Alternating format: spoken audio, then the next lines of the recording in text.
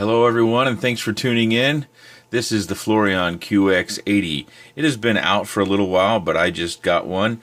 And if you follow my channel, you know that I have an affinity for micros.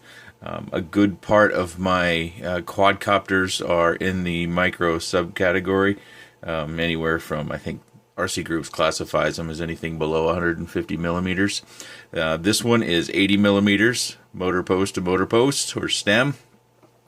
It has the carbon fiber frame, and one of the things that I was very concerned about getting this was I originally started with the Quantum Wisp from Hobby King, and it had grommets, and it was kind of irritating because you always had to readjust the motors because you'd bump into something invariably. You know, we crash all the time, right? And your motor would be a little bit out of line. But with this frame, those motors stay pretty well aligned because you can see they've cut the motors to go right in those slots.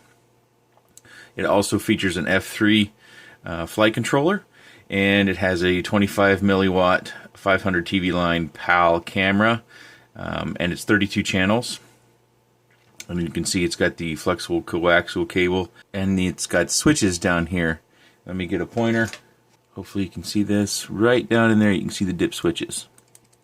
Some people have an affinity for dip switches. Some people would rather have a button, to each their own. It also comes with 2 batteries, and they are single cell batteries. They're 600 mAh. You'll notice mine has some Duralock on the back. I kind of use that with all my micro batteries. It uses the micro LOSI connector here on the back.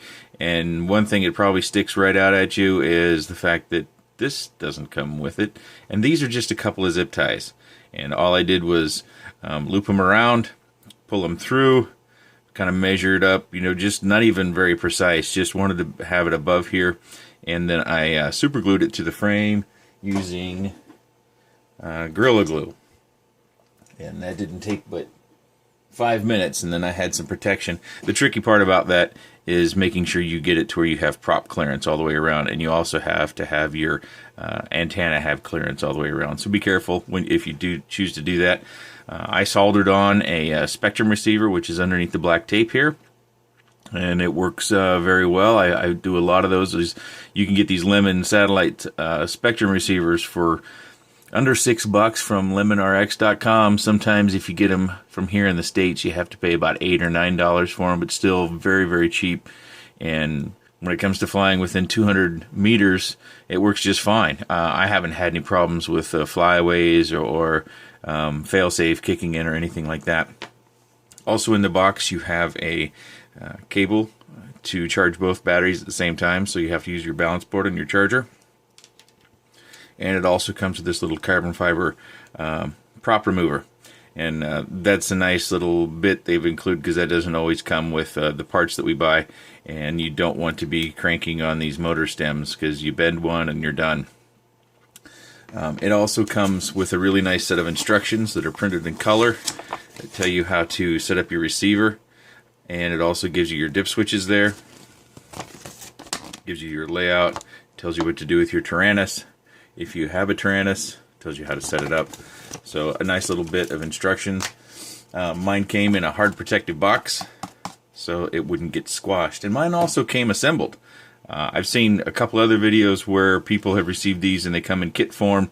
Mine came assembled. The frame is very rigid. I really think that that's great. You can see a little bit of twist in there. That's to be expected, but this is a brushed motor, so you're not going to get the sort of thrust that's going to cause this really to shift much. If you do get one in the kit, there are some indicators that assembling this can be kind of tough because the milling might be either too precise or not quite precise enough.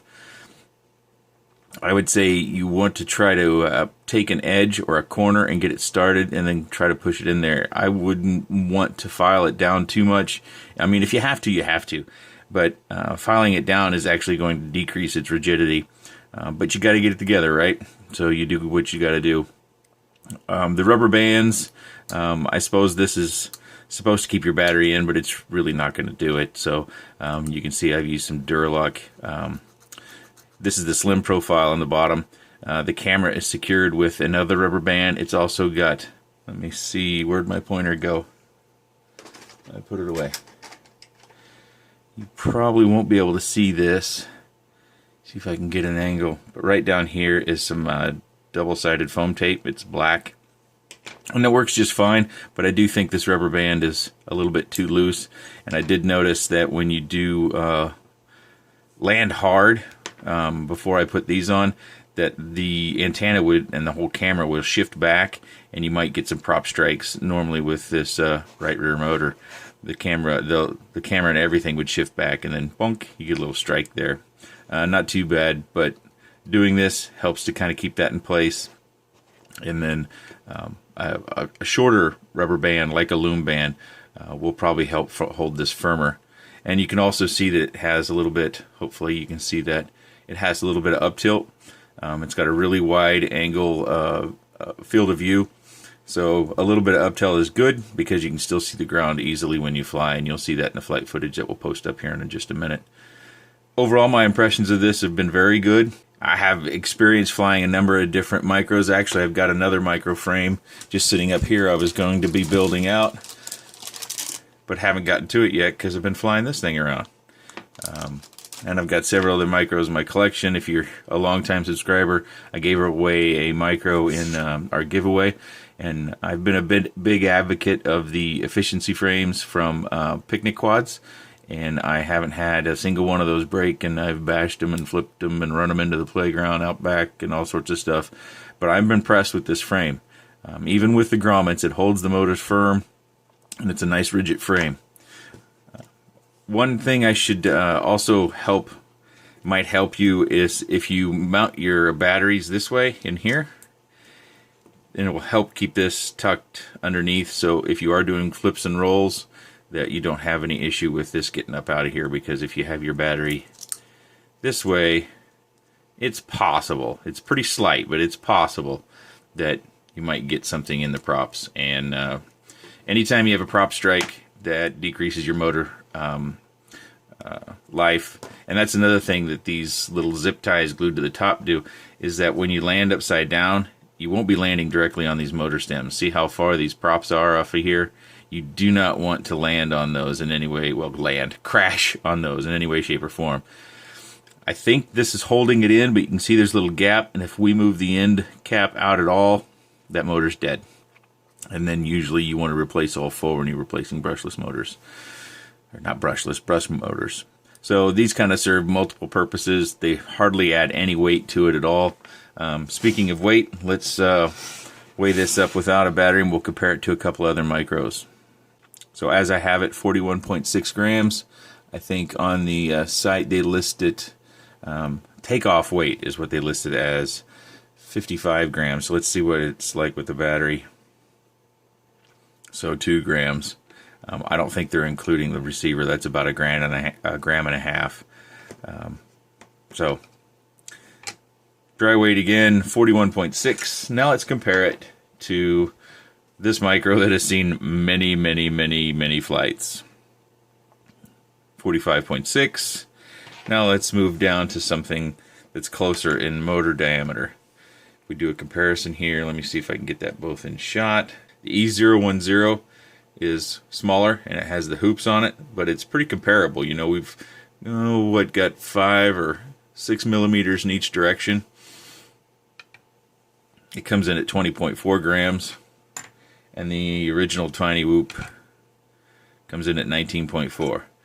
So this is substantially heavier, but it also flies a lot faster. You know, it's got 8 millimeter motors. This has got 6 millimeter motors. This has got 6 millimeter motors, and this has got 8 millimeter motors. There's a number of different options if you want to get more thrust for propellers and motors. I think these motors operate pretty well, though. In my view, they do just fine. You'll see here in the footage I'll show you that it can get up and move. If you're looking for more thrust, you can upgrade to like micromotor warehouse motors, or you can upgrade to there's just a host of motors out there. Spintex, East Coast FPV has some that I got, but I haven't had a chance to test them yet. Gnarly motors perform pretty well. Gnarlies are only 6 millimeter motors. But there are a lot of different options out here for brush motors that we didn't have 6-8 months ago. Also with props, you could probably fly this just fine with smaller props like the hubs and clears.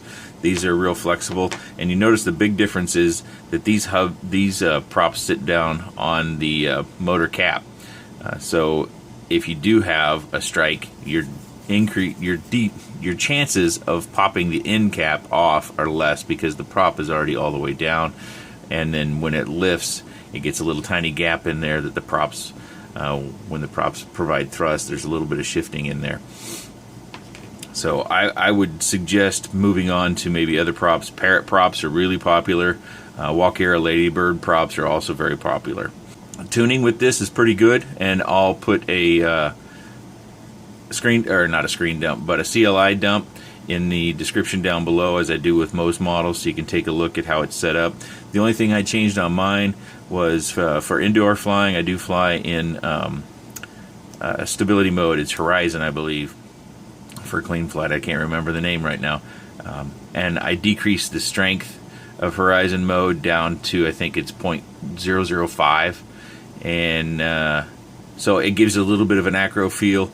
You can fly it indoors acro, but you know, it's close in proximity, you're going to crash and clip something. So be careful out there and protect your little guy so you can have lots of fun. Now, the last thing I'd recommend, if the manufacturer's out there, is if you're going to use double-sided sticky tape to keep it down, use something thicker so that when we plug in our micro USB cable to change any of our settings for our flight controller, we're not pulling it off. Maybe I just have a super fat end on mine, but whenever I plug this thing in, it has to lift it up and off this sticky tape in order to be able to get it in there. So maybe a thicker piece of sticky tape, or maybe a double layer, might alleviate that from happening. The first footage I'm going to show you is line of sight flying, so you can get a feel for the thrust and some of the agility as far as just giving it some stick inputs in all the different directions, so you can see the agility. And then next up, we'll do some FPV. Let's go get it done.